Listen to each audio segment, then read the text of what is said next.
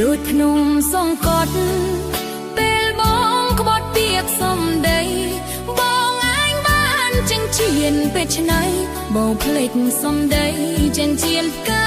ស្មៅប្រដូចក្របី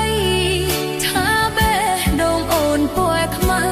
ពាក្យយ៉ាងខ្លីប្រោះបន្សល់នៅឲ្យអូនធ្លាក់ជ្រៅក្នុងរណ្ដៅ